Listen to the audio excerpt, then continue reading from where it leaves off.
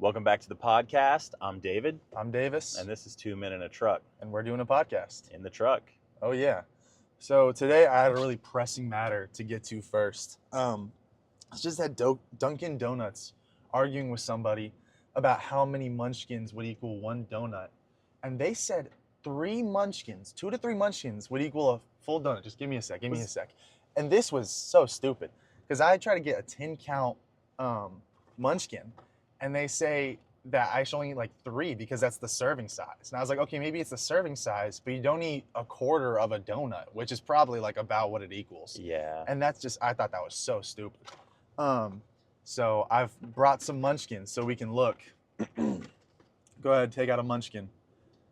These things are sizable, but 3 to 4 of those making a donut? Have you seen, I should have bought a Dunkin' Donuts donut. They're big donuts. You know, especially if you get like the apple fritter, that's even bigger. And I'll eat that whole thing in one bite, man. So, all right, let's create a donut. Yeah.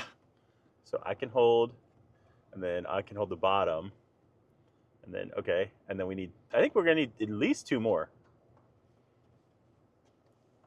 Okay, so that's 6 munchkins, and that we still have to fill in all the space around. Yeah. So it's definitely 6+ munchkins. I don't know who told you 3, but they're bad at math. They're very bad at math. But yeah, so that was just something that I found extremely upsetting. I hope you can recover from this. I don't think I will, honestly. I think this is going to affect me for the rest of my life. Have some manhandled munchkins to help you. I have a lot of trauma, and munchkins are the only thing that can solve them. Well, yeah. Now we can fingerprint everywhere with all the dust on our fingers now. I shouldn't have picked the powdered sugar ones. I should have picked the chocolate ones instead. That was a mistake. Right. But yes, I totally agree. I think that a donut would probably be the equivalent of 6 to 8 munchkins. Exactly. So having 10 munchkins is really not that much worse than having a donut. Here's the real question. What did that 10 count of munchkins cost? $3.39. What does a donut cost? Probably a little bit less, but not much less. Here's the weird thing.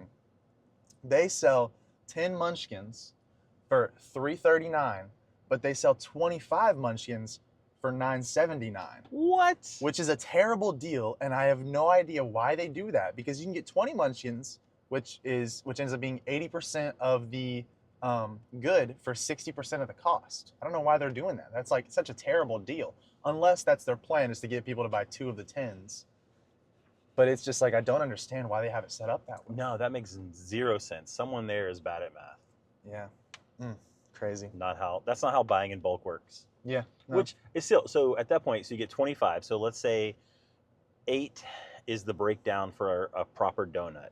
So you've got 8, 16, 24. You've got 3 donuts worth of munchkins. How much do 3 donuts cost if you were to buy? Like if you were to buy a dozen donuts, how much is a dozen donuts these days? Like $18 maybe? I don't know. Probably, yeah. So $18, and that would get you 12 times 8. That would get you, what is that? 96? So $18 will get you 96, or you can get 25 for 10. That makes 0 sense. That's a terrible deal. Yeah, it's crazy. The munchkinomics are not working at Dunkin'. They're not working. I mean, society has really fallen, and I think this is like the proof of it, you know? Yeah, that's Bidenomics at work. That's Dunkinomics at work. It's terrible. Yeah. Yeah. Pass. Mm-hmm. So we recently saw the Transformers 1 movie that just came out, and I wanted to see what your thoughts on it were. So I had only seen, I think, 2 previews. Why don't you enjoy a snack while I talk for a little while? Okay. I had only seen 2 previews for it, just in passing, and I thought it was going to be a kids movie, and it wasn't like going to be anything decent. And I was like, oh, that's cool, but like it just, from what I saw, it didn't really look overly impressive. But then I saw a TikTok reviewing it, and the guy, he was probably about my age, and he said that he went to it thinking the exact same thing. And it was surprisingly good. He said that, they thought it was going to be a kids movie, but they went, and it was like the best written Transformers anything he's seen in the entire franchise. I thought, man, that's a pretty high bar. Like, I don't really think it's going to be able to live up to that. But I felt like it was worth checking out. And I got to say, I wasn't disappointed. It was, you don't have to eat them all during this one story. this TikTok is just Davis eating just eating the munchkins. But yes, I thought they did a great job in telling a part of the story that none of the movies really hit on. And I think, they kind of followed that same path that Star Wars did of telling the second half of the story first and then coming back and realizing like, hey, we should really do that prequel that shows where everything started. And I felt like they did a good job with it. The one thing that I really didn't love is how quickly Megatron went from being like Optimus's best friend and like loyal, like bro for life, to being his like arch nemesis, literally in a matter of in movie time, like minutes or maybe an hour. Like it was just so quick that he went from being, his loyal best friend to literally like not caring if he lived. That Yeah. caught me off. That caught me off guard a little bit. I felt like that probably could have played out a little bit more, and they pushed that part. But outside of that, I felt like the storytelling was great, and it brought a new life to like these guys you've always seen with these, massive deep voices that are always so serious.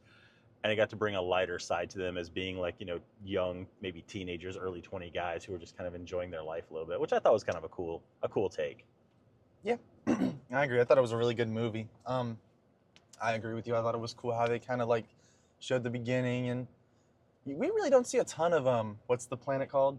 The Transformers world? Oh, I don't know. I'm gonna Google it because Okay. it's on the tip of my tongue, but I can't remember. Yeah.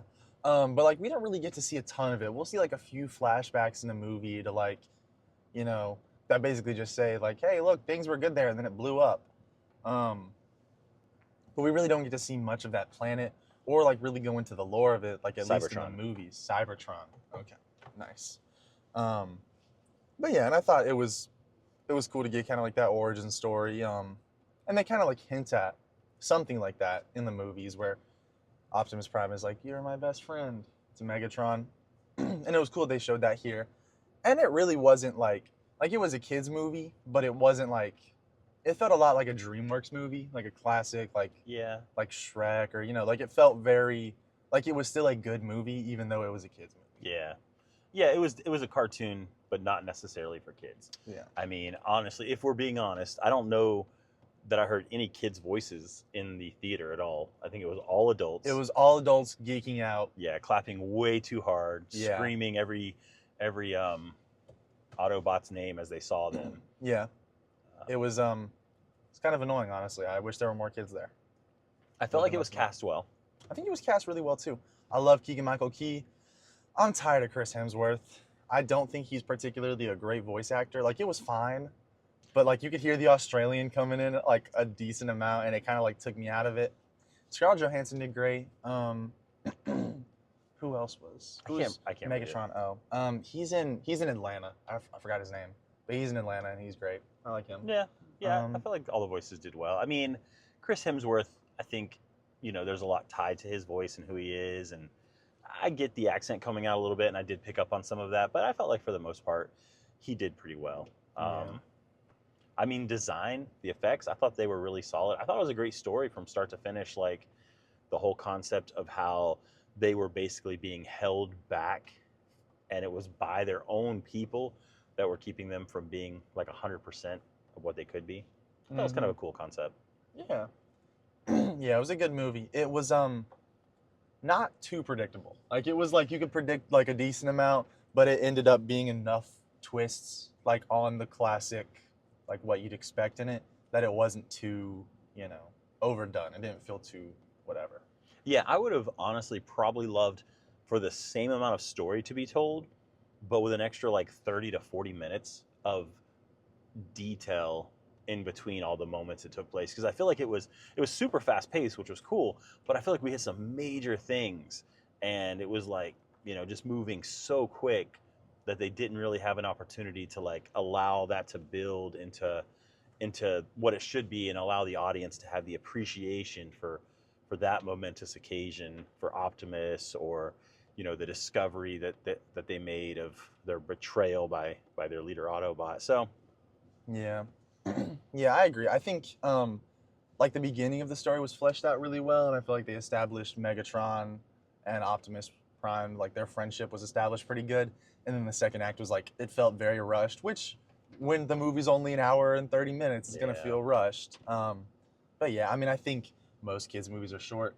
I mean, have you seen like Gen Alpha kids can't even like sit through a singular movie at the movie theaters? Like they No. can't like not all of them, of course, but a lot of them can't even sit through a movie, and it's like it's insane. But like they're just gonna have to keep making them shorter and shorter. Well, I think that what they need to do is instead of making the screens wider, they need to make them taller and then put Subway Surfer at the bottom. Um, I find that helps me a lot. And maybe, honestly, if they could put the movie at 2x speed, I think I would still be okay with I it. know you'd love that. Like, Yeah. like 2x speed, make it longer. So still give me 90 minutes of movie, but cram twice as much stuff happening in it. Put subtitles in the middle. Put some emojis on the subtitles. I know you'd love that. Yeah, no complaints. Yeah, I think it is. I think we're also seeing a big shift. Like there were no young kids, and this actually kind of goes into what I wanted to talk about later. But like there were no kids in the theater at all. And I mean, Transformers, like when you think about Transformers, you think like, Transformers toys, Yeah. kids shows, you assume it to be kids, which it is a older franchise. Like the last like big Transformers media was the movies last decade, and those weren't really meant for like No, the they were all 7-year-olds. PG-13. Yeah, Yeah. so they were definitely kind of more focused on the adults. But yeah, Transformers, like when I was a kid, when I was 6, 7, 8, Transformers was by far the coolest thing. And I think that's why it was so many people a little bit younger than you, closer to your age in that Yeah. theater. But yeah, it was a lot of that. I think we're just seeing a big shift. Like I can't think of like what shows kind of fill that spot right now for kids around that age, because it used to be like Transformers, Teenage Mutant Ninja Turtles, Power Rangers. Those were all big. SpongeBob was big SpongeBob. too, but I kind of like that one is more like I feel like it's kind of separate from them. But I feel like those three were like really big for toys. Like SpongeBob didn't really get big toys, Yeah. but those three were big for toys. They made a ton off of marketing. Kids love them. Nobody was dressing up as SpongeBob, but a bunch of people were dressing up as the Teenage Mutant Ninja Turtles and Power Rangers. They've been big since I was a kid. I think that honestly, what it has shifted to for that group of 6 to 10 or 12-year-olds is Fortnite. Like, and everything that Fortnite encompasses. I think Fortnite is probably kids today would rather spend that money on having a new skin in game than having an in-person toy. Yeah, that's true. I mean, Disney just bought 30% of Fortnite. Did you see that? No. So now Disney owns 30% of Fortnite, which is owned by Tencent, which is a Chinese company. So it's like 65% owned Chinese, and now like 30% owned Disney, and then just like So did that company 55. that was based out of Durham sell it? What was the original company that made it? they didn't own it, but they Oh, I thought they were the creators of Fortnite. weren't the creators. They were like they worked on it. They were just like the American company for, or they might have created it, but like the owner of them is Tencent. Like how Bethesda was owned by ZeniMax before Okay. Xbox bought it. So they might have been the creators of Fortnite, but they like still have a boss basically. I didn't know Um, that. But yeah, so now Disney owns 30% of Fortnite. So now they're bringing all their skins in. I've been seeing a bunch of memes about it, but they just brought in the Incredibles. So like Mr. Incredible and Elastigirl are in there, and they have like Captain Jack Sparrow in there, and of course a bunch of Star Wars and Marvel stuff. So it's just like, do you remember Disney Infinity? I've been seeing a bunch of That's stuff exactly what I about was just thinking it was going to be like. a bunch of stuff like that, and you can like create your own whatevers in the creative mode. But yeah, so that's basically what it's turned into, is like a Disney simulator at I this hope point. Disney doesn't ruin it. Okay, so Tim Sweeney is the co-founder and CEO of Epic Games, the developer behind Fortnite, one of the world's most popular video games. It says they raised $2 billion in April 22 from Sony and the family office of the clan behind Lego in a funding that valued the company at $31 billion. So it says it was developed and published by Epic Games. Yeah, that company right there out of Raleigh. So Nice. I didn't realize that they were selling it to Disney. That's wild. What did Disney pay for? Do you know? I have no idea. You can look it up though. Yeah. But yeah, I think you're right. I think there is a big shift into like games becoming the new the new media, which they've always been around, but they were nowhere near as popular and all-encompassing. I mean, you can like watch, you can watch a Martin Luther King Jr. speech in Fortnite. Like you can watch shows, you can like do so many things with so many events that it's like, at this point, it's becoming all-encompassing, or as all-encompassing as it can be. It's working to take 100% of your time, like everything else is. Yeah. But like they've got so much FOMO with stuff being like impossible to attain if you don't attain it within the next month, that it can be hard to be like, I guess I'll just stop now. Yeah. Yeah, I mean, I guess I get the concept, and it's cool that they're making it more than just fighting the entire time. So just point this out. It looks like Walt Disney only paid $1.5 billion for a stake in Fortnite, which is crazy because they valued the company at $31 billion. So how did 1.5 get them? Maybe it wasn't 30%. Maybe it wasn't that high.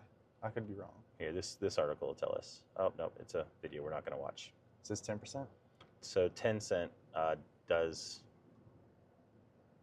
So apparently, Epic Games is privately owned by Tim Sweeney, and the Chinese technology and entertainment company holds about 40% of Epic Games stock. Tencent, is that how you said it? Mm-hmm. Interesting. Interesting. I think it might not have been Tim Sweeney, but I think Tim Sweeney might have just left. Like he stopped being the creative lead on Fortnite. Really? Yeah, but it could have been another guy. Dude, he's got to be so rich at this point. Like, Yeah. Why would you still be working? You created something, you've made more money than you can ever spend. Like, be done. Yeah, they really struck gold with it. It's insane. I mean, even now it's not as popular as it was, but it's still massive. And they're still bringing in so much new things. Like they have a Lego mode in it. They have, Rocket League. Mm-hmm. They have a Rocket League mode, basically. Is it like a franchise part of Rocket League? Epic Games owns Rocket League. Oh, do they? Okay. Yeah. So they own Rocket League. Now they own, or they're partially owned by Disney, so they have a bunch of Disney content coming in. That Lego mode. They have a new. Did you ever play Guitar Hero? I played it, yeah. So they have like a Guitar Hero mode now, and they just have like a bunch of licensed songs. They've got Green Day songs in there. I think I Got played that. You can play it with Kendrick your Lamar songs. regular controller, right? Mhm, Yeah, yep. I was terrible at it, but yeah, I played that. Yeah, but yeah, so they're just like bringing in as many new modes as possible, and they're really trying to get like every single genre of game in there. So Fortnite becomes like the one-stop shop for all of it, so you don't play literally anything else. I mean, it's a cool concept, and I like that you can technically get to do all that, and it's free. So Yeah, you can spend money, but for the kids who are poor and don't have the ability to spend $50 or $100, like, you buy a new game, and that game you pay $70 these days for a new game, somewhere in that range. And sometimes within a year, that game is dated and it no longer is the gaming platform that everybody's using. I really appreciate that their concept is provide it for free, and people who have the funds can get their extra little benefits and perks, but it doesn't affect gameplay. Like, I appreciate that it's not a play-to-win game yeah. like so much stuff is. So, what was that shooters game that we played that was like straight from China or something? It was like a knockoff of COD, Warface. Yeah, where like it was Ugh. 100% play to win, and everybody who had ever like spent $50 on the game was immediately like one-shotting you while you're running around and you couldn't touch those guys. That was so annoying. It's So, yeah. terrible, man. So I will give it to Fortnite for that. Like, they've done a great job of making it an all-inclusive thing that doesn't limit people who have less money to spend on something like that. So, Yeah. and been highly successful at it. 31 billion. I wonder if it is the most successful gaming franchise out there. I think Minecraft is still more successful, Oh, really? most likely. Yeah, I mean, Minecraft is, it's, even bigger, and it's been around for so much longer. Like, Minecraft has been around since the 2000s. Fortnite blew up in 2017, 2018. So Minecraft's just been around for so much longer. The creator of it sold it for like $1 billion or several billion, like just himself, like just one guy. He made it, Notch, and he sold it, and he's like a billionaire now. He just created one game. But yeah, how much? So Fortnite made a revenue worth $9 billion in 18 and 19. 2020 was another $5.1 billion in that year alone. Minecraft in 2020 made a revenue worth $415 million. So there might be more players on Minecraft, but it looks like Fortnite's blowing their pants off with like 10 times the revenue. Which, to be fair, Minecraft is older. So Yeah. it made more money in the past, but Yeah. interesting. But yeah, I think those are like the two biggest ones. And then there are other games that are still, very profitable, just nowhere near the same size, like Warzone, Call of Duty, still very profitable, just nowhere near the same size. And like mobile games. Yeah. freaking- Mobile games have caught me a few times where I've spent some money on those that I wish I hadn't. And Daniel talked about that one. Did he talk about the number? Okay, we'll keep the number for then. But yeah, he lost a little bit of money in one of those games, or spent a little bit of money. So it looks like Call of Duty does about 500 million a year as well. So Call of Duty. So yeah, I mean Fortnite's the biggest game out there. I mean it's the one doing in the billions, and even Call of Duty, which is probably what I would consider to be the most popular, most played game, is only coming in the 500 million range, which is still huge. Like that's nothing to scoff at. Yeah. But It's insane. Speaking of video games, there's a new sequel coming out to a game that I used to play, Planet Coaster, which I think we actually talked about it a little bit in the last podcast, which got scrapped. You're never gonna see it. It was too real. It was too raw. Can't show that one. It's But one we of are those- but we are it's- going to recap. We are going it. to talk about the whole thing. It's one of those like save it for after the podcast. It's one of those. But yeah, so we talked about this Planet Coaster game, and basically you just create a theme park in it, but they're making a sequel to it, and it's set to release within, I think, the next 2 months. And this one includes like water parks. So within your regular theme park with coasters, you can have like water parks and water slides, and it looks like it'll be interesting. And I'm excited for it because I love that game. So But I was wondering, oh, Go ahead. I want to ask. So when you made the roller coaster game, everyone like got locked in the roller coaster, right? Like you couldn't create it where it would throw them out. you could. Oh, could you really? That you couldn't actually get people to go on it, but like little dolls, like they have like crash test dummies. You can have them Oh. fly out, so you can make like death traps. Oh, but- so if it wasn't safe, the people would never get on it. yeah, So you can't like make a water slide where it like basically launches them into the air and over the pool. probably not. Ah, it's disappointing. Yeah. But I was wondering, like, if you could make a theme park, what would you make? Whew, that's a tough question. I know man. it's a big one. Like you could be like any franchise you could use. What do you think would be the most profitable? Ooh, okay, so most profitable, probably Star Wars. I think Disney's already proving that that's working really, really well. It would definitely not be my first choice. If I could do any theme park, Star Trek. dude, Star Trek would be pretty ballin'. Like, I like that. And there's so much you can work around with that because the holodeck, which literally could produce any visual imagery that you wanted. So that was kind of a And cool concept. You could have a Deep Space Nine hotel. Yeah, I know That's you like just like the. mocking the hotel of Deep Space Nine. I'm not mocking it. I like that. I like that place. Okay, I thought that's one of my favorite shows. Did you watch was Deep Star Space Trek. Nine? Yeah, I watched it with you. Oh, okay. A little weird, big-headed guy, Yeah. little Ferengi. pervert, little dude. Yeah. Um, Okay, so Star Wars probably going to be the number one. I think it's just always going to be because there's so many fans of that. I mean, Star Trek would be cool. I'm tempted to say Fallout, but that's just a personal bias. Yeah. I don't even know how that would make like a great theming of the land. It would look cool. I mean, like with the show, it looked very cool. Yeah, it looks It would- run down. I mean, It does, but it's supposed to. yeah, I think Otherworldly is pretty cool. So I got to say, and you already know this, but I really like Avatar Land. What's it actually called? What's the technical? Pandora? Pandora. They did a great job. I think that's a gorgeous spot. I like the way it comes to life at night. That just like adds a new layer of immersiveness to the set design that I don't know that they've ever done that anywhere else, right? And I don't know that you can do it anywhere else to that level where it has one vibe in daylight and then a totally different vibe. Yeah, At night. It's really impressive. Yeah, I was highly impressed with that. Yeah, so I mean, I'd say maybe something along that lines. I don't know. What have you got? I feel like you're gonna have a better answer than me. Oh, I doubt it. I mean, I think you could do a lot with different franchises. I agree with you that Star Wars will always be extremely profitable. I mean, maybe it won't always be because they're doing terrible with the shows right now. I don't even know if like Gen Alpha kids even like Star Dude, Wars. Mickey Like, Mouse has been trying their best to murder the Star Wars franchise. Like, there's just a little mouse stabbing Star Wars in the back right now. Yeah, I saw something interesting about it, and it was basically how Disney's afraid to let their main characters like be bad, So in every single game and every single show, the character is like morally good and they have to join the rebellion. Like every single show. Like the only show that didn't have that was Andor, and the only reason they got the freedom for that was because later he joins the rebels and dies. So that's why he was allowed to like kill somebody who wasn't like actively attacking him and doing like morally ambiguous things. But like Ahsoka's all about the rebels. Mandalorian, he joins the rebel cause. Like all of these shows, they end up being the good guys. The Acolyte, they end up being the good guys. Even the Book of Boba Fett, he literally is like, I'm a crime lord, but drugs are bad, so we're gonna stop them because they got not because I want to take the drugs, but just because we shouldn't have drugs. And it's like you're literally a crime lord.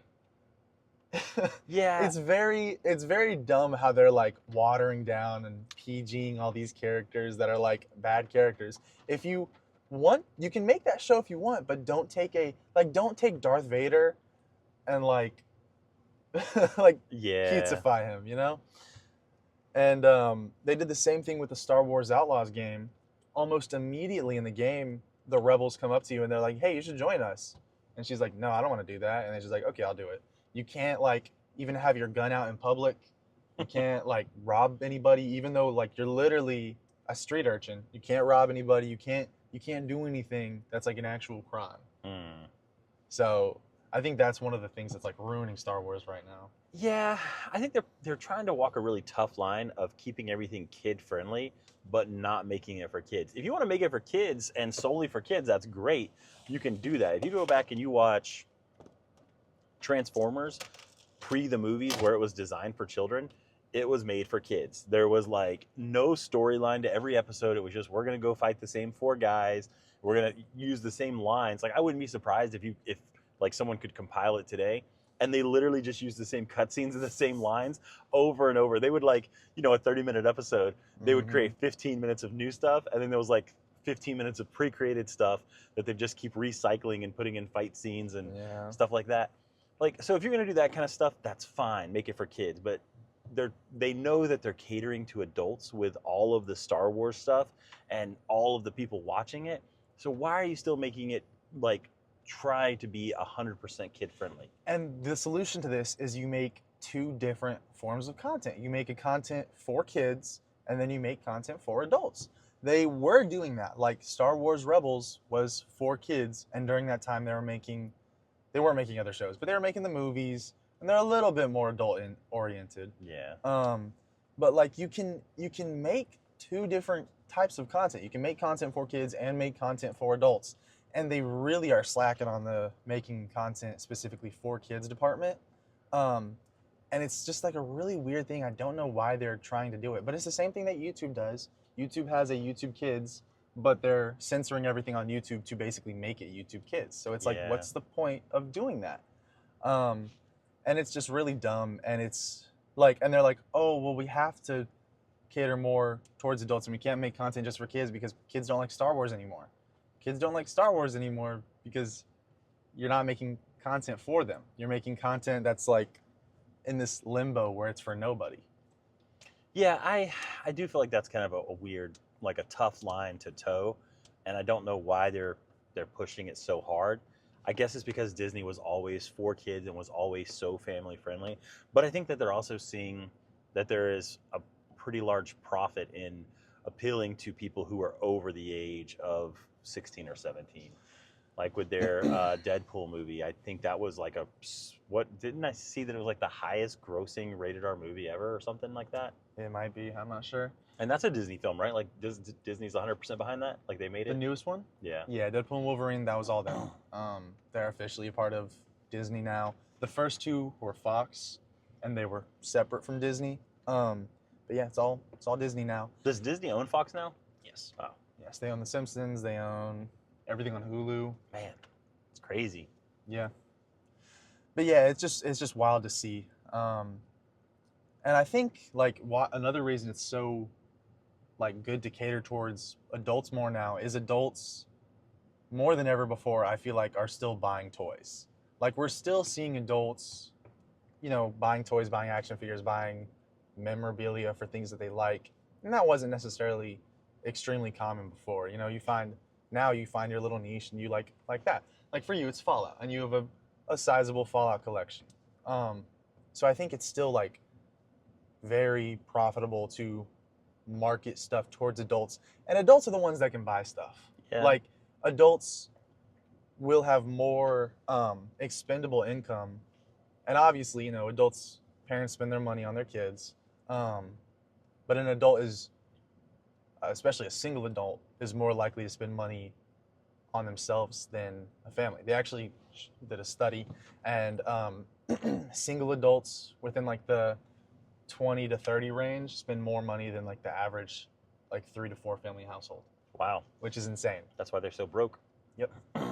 Interesting. But yeah, so they spend more money, and it's not like they have to buy as much food or, you know, like have as big of an apartment to support 4 people.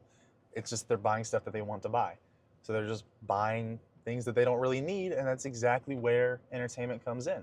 So them marketing it like halfway towards this audience that could buy their stuff, but they're choosing not to, it's just really dumb. Yeah, I think the key is always going to be quality programming that makes people enjoy it regardless. Because even if you're not designing it 100% for kids right now, eventually those kids are not going to be kids anymore. So if you can design a product that the adults can enjoy now, maybe the adults will even be like, I'm going to buy those cool collectibles now because my kid is 8, but in another 8 years, my kid will be able to watch those shows.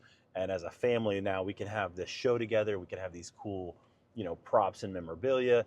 And then they've sold the stuff. They've created a fan at this age, and they've created a fan when that 8-year-old now is old enough to watch something like And that. honestly, that's what you did with Fallout for me. I saw know. your Fallout collection, and I was like, that's cool. And then, you know, several years later, I got to play the game. And I've spent money on Fallout as well. I've spent probably $300 on Fallout stuff.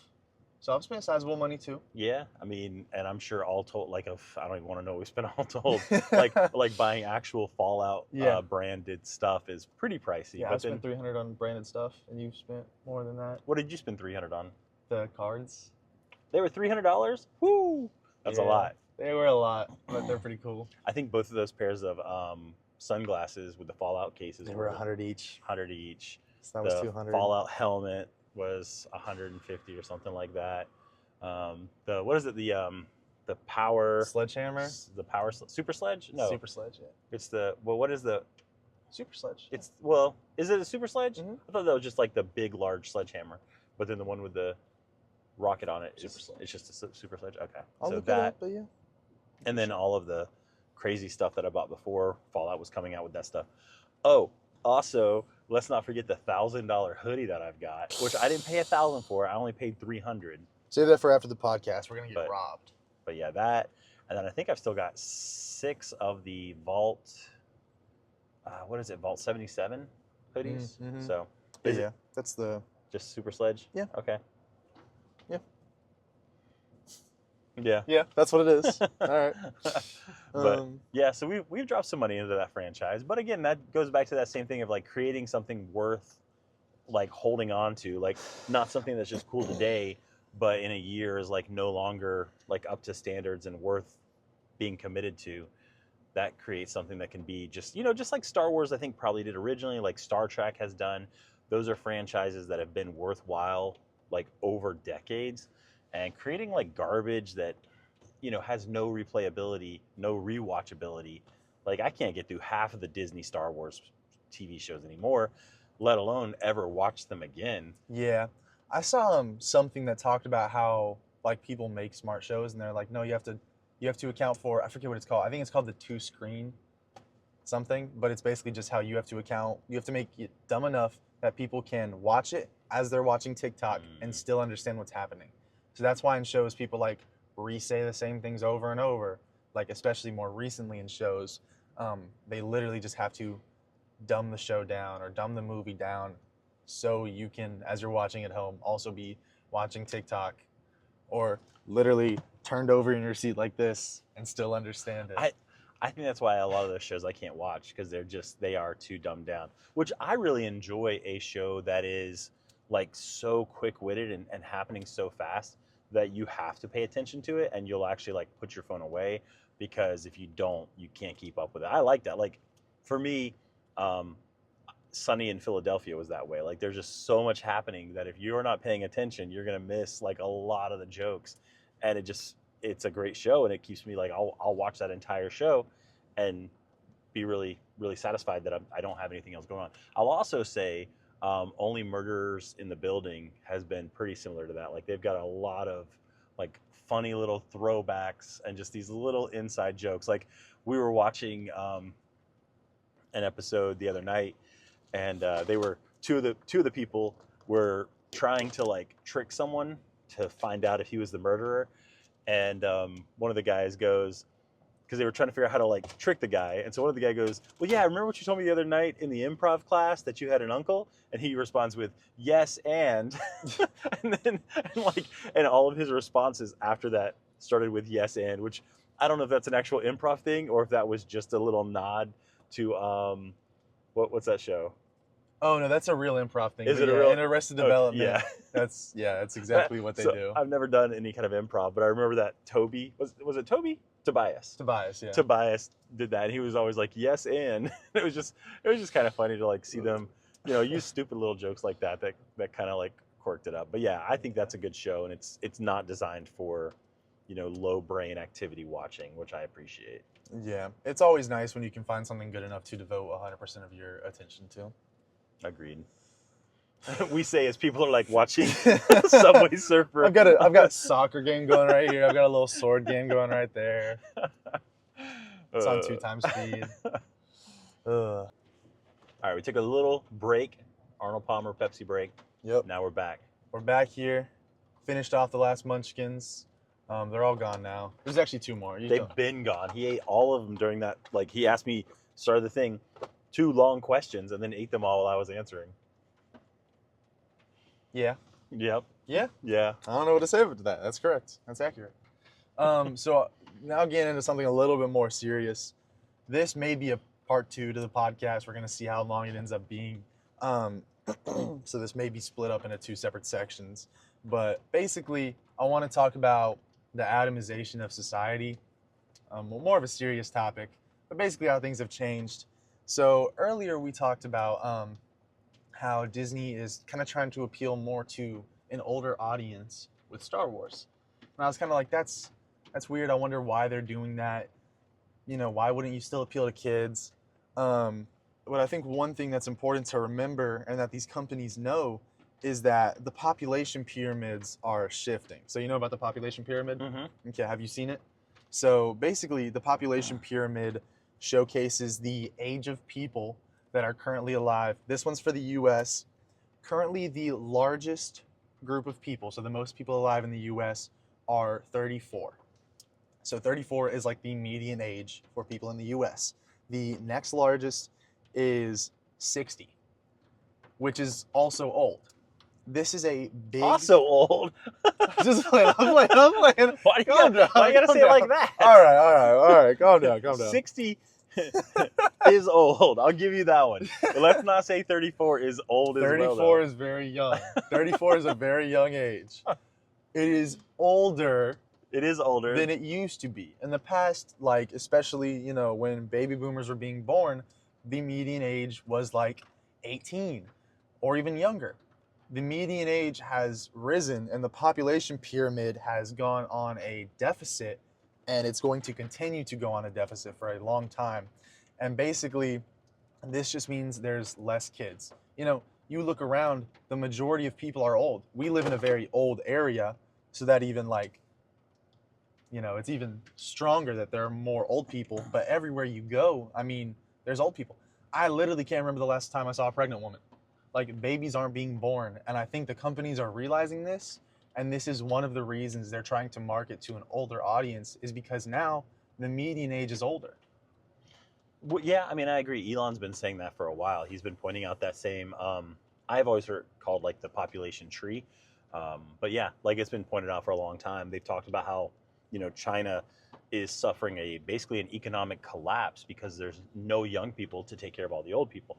They're almost like a reverse pyramid where it's coming down. It's all old people up here, and the younger you get, the fewer and fewer there are. And that's what ours is becoming too. And we're already seeing a massive deficit in population. We're seeing more, the majority of people in the US are still boomers, and that goes for all of Western society. They're still boomers. Like, it's crazy to think about that there was a time, especially for people who weren't around for it, that the median age was people like, 16 to 24. That's just like wild to think about, that the majority of people you'd see around you are young, and not just in school where it's kind of forced that everyone is your age. I mean, just like outside, you go anywhere and the majority of people are your age. That's a weird thing to think about if you're, you know, not in your mid 30s and not in your 60s. That's a strange thing. Yeah, I mean, families were a lot larger. So my mom came from a family of 7 kids. Um, Most of the other people I know in that age group came from something in the like 5 to 7 range. I was one of 5 kids, um, but you're one of 1 kids. So Yeah. we see that. And when you look at like most of my friend group, all those people that that's one of the things of doing a podcast in a truck. Yep. You get phone calls. But when you look at like most of my friend group, the vast majority of them chose not to have kids. So they've produced, it's 2 people producing 0 people. So obviously that's creating that concave portion below that age group where everyone should be producing and they're not.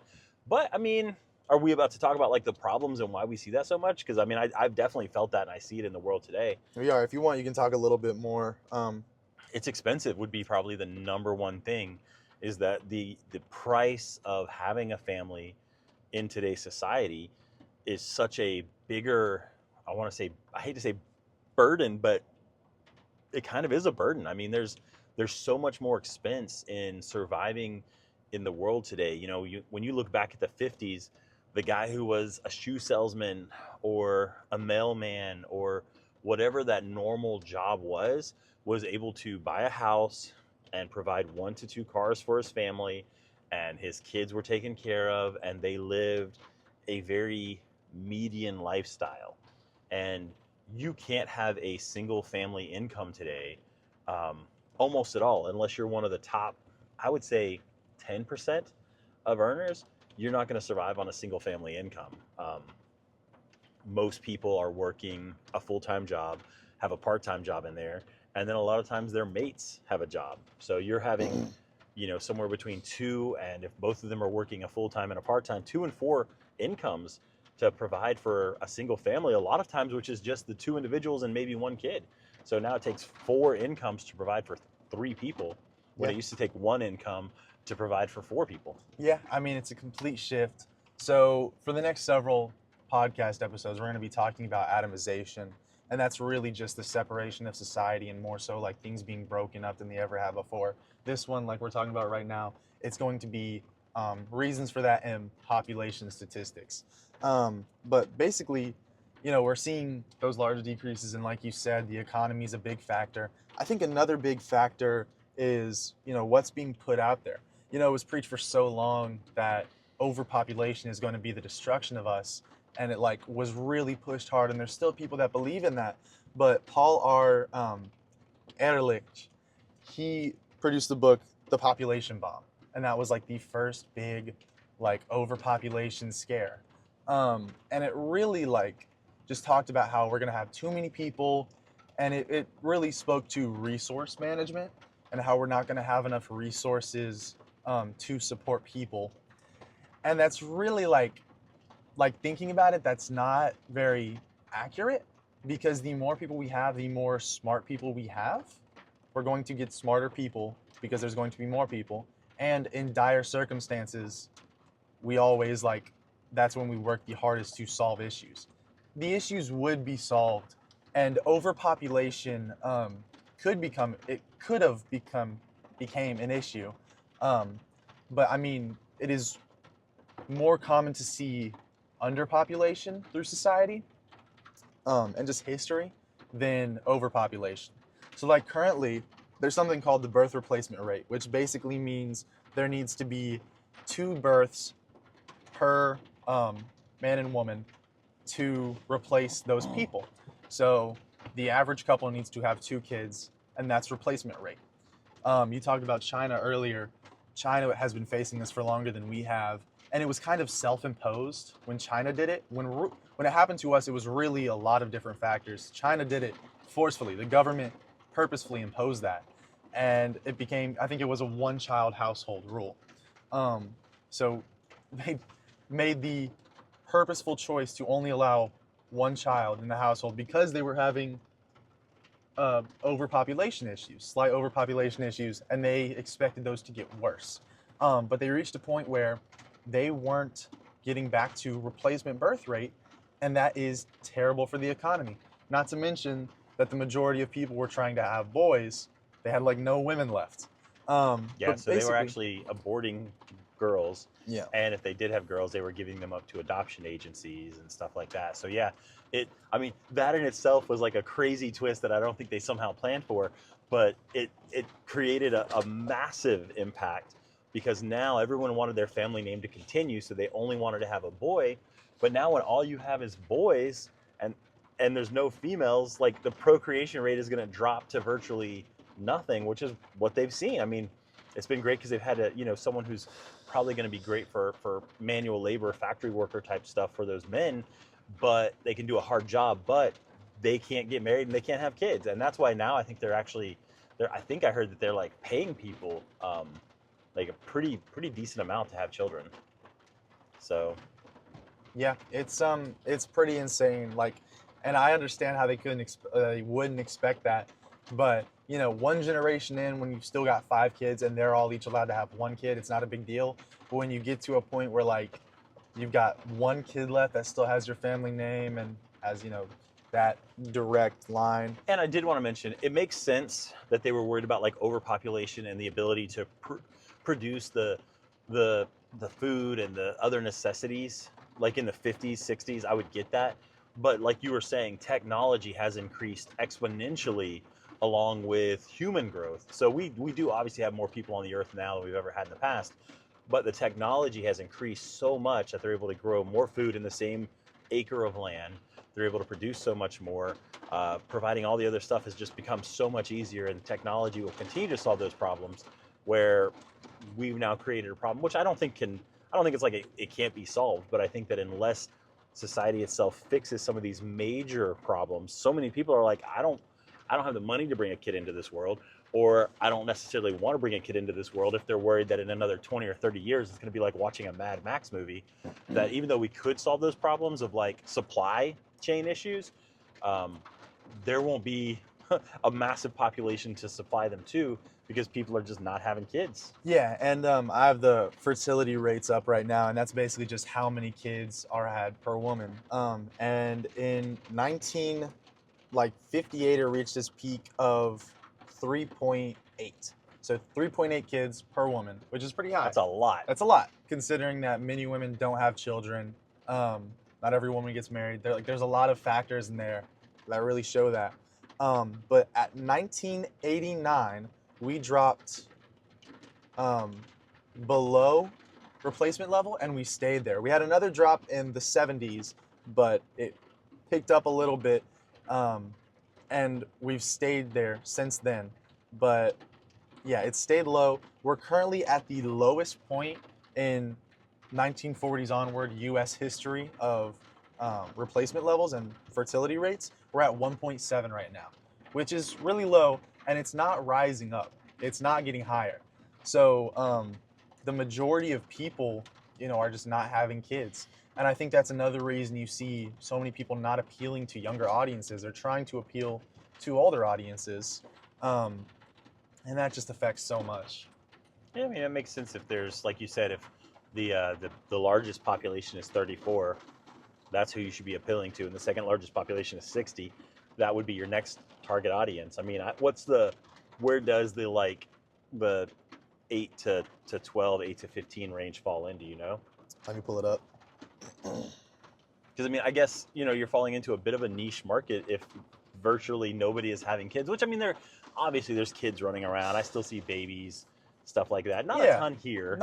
Which, I mean, you've been alive longer than I have. Would you say that you used to see more young people? Yeah, I mean, I know that from when I was a kid, the amount of children that were being born per family to what is being born today is drastically different. I mean, I think that one of the biggest areas where you still see a lot of children being born is in the Spanish community, because they're still very family focused. A lot of like my Spanish friends are still having multiple children, um, because that's part of their like family and their community. But their families are also much more nuclear in that they all stick close together, and they've got their, when a couple gets married, their parents are close by, their brothers and sisters are there. So those kids are not just growing up with just the parents and that's all it is. They've got their aunts, their uncles. So that's really the extended family model, not even the nuclear family model, which is just mom, dad, and kids. Extended family is, more common in South America and Asia. So that's the extended family model, which was used in the U.S. for a long time by pretty much everybody, but that was kind of taken out for the nuclear family, which is also going away. But yeah, so basically, since 10-year-olds, we've seen only a decline in population rate. So, I mean, you can look at the chart right here if you want, but we're seeing less than 2 million 5 and younger year olds Yeah, it's dropping off hard. for both boys and Dude, girls. what happened at 40, like 45-year-olds? There's like very few of them though. There is, I mean, it could have been. Could have been. Yeah, it could have been. I'm trying to think. I mean, there was a slight war then. I don't think it was very big though. Yeah. But yeah, quite a dip there. But yeah, and the economy, which we can get into this one later. We can get into this one on another level. But the economy is very affected by population, and like certain debt allocation things are affected by that. But that's for another podcast. Okay, Save it for we'll after save the it for the next podcast. podcast. Yeah. Okay, so because it is raining so much on the podcast today, we might postpone part 2. A couple of things though while we're on this podcast, because I think on the next part 2 we're gonna have another one, is the pros and cons of hurricanes coming through. So pros, don't have to cut the grass for a while, right? Like the storm surge and all of that salt water covering the grass did a pretty solid job of killing it. Cons. You have to pick up sticks in the yard. A lot of sticks, not just sticks. We've got some logs. We've got some pier pilings over there.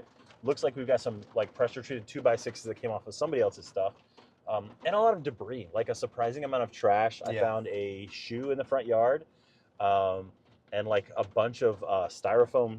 They were like buoys. They were probably like the buoys that you put on a crab trap.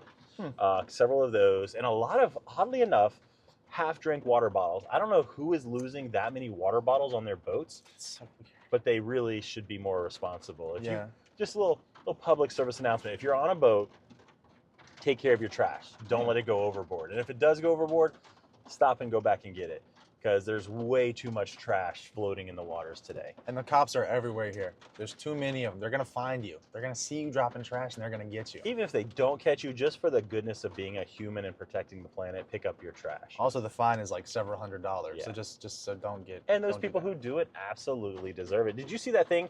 I think it was a Hullover in it. Some kids were like on their dad's super nice boat. It was like a 36, 38 foot, like really nice center console.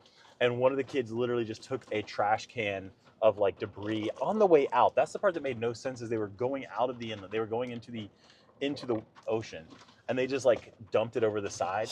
And at Hullover, because the waves are kind of rough, these guys fly drones and record, so that every time someone like stuffs their bow or does something stupid with their boat, because they're not the best captain, they post it online and everybody makes fun of them. But it just happened to catch this like punk kid dumping an entire like, I don't know, I'd probably say like a 5-6 gallon trash can just like right over the side of garbage right into the ocean. Dude. The police showed up at their house. Like I saw a video of like the police's body cam, and the dad was waiting for him. He's like, yeah, we've already talked to our lawyer. We expected you guys to come.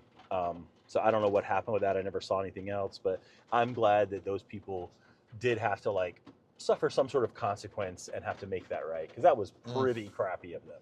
Yeah, that's rough. Anyways, we'll continue part 2 when it's not raining so much. Did have one more thing to say. What you got? So the hurricane really does bring out the weirdness in people. Earlier we were pulling into our drive, and I saw somebody loading up a boat, and they've got it loaded up. They're probably going to move it somewhere else. And I wasn't really sure. There was something that looked a little bit off on it. It was sitting weird. And I pulled around front, and I saw that the boat, they were loading it up, and it was going to be pulled by a golf cart. Just a standard golf cart. They got a guy sitting in the front seat. Dude was getting the hitch ready. Like, They're literally about to pull this large 20-some footer boat on a golf cart. I would love to see that guy try to back that down the ramp, and not necessarily back it down, but like actually pull back up. Dude, if a golf Ugh. cart could pull a 20-foot boat off the ramp, I would be blown away. Dude. Because I see forever like these guys going out there with full-size trucks trying to pull like a 36 out of the water, and they're like burning all 4 tires trying to get out of there. So, anyways, rain's picking up. So enjoyed the podcast today. Looking forward to part 2 when all of that stuff happening back there is not nearly as bad. I think is this button here. Yeah, you can see. Well, now it's just super bright, but you can see it's a lot back there today. So, anyways, enjoyed it. Next time. This was 2 Men in a Truck. And a podcast. And a podcast.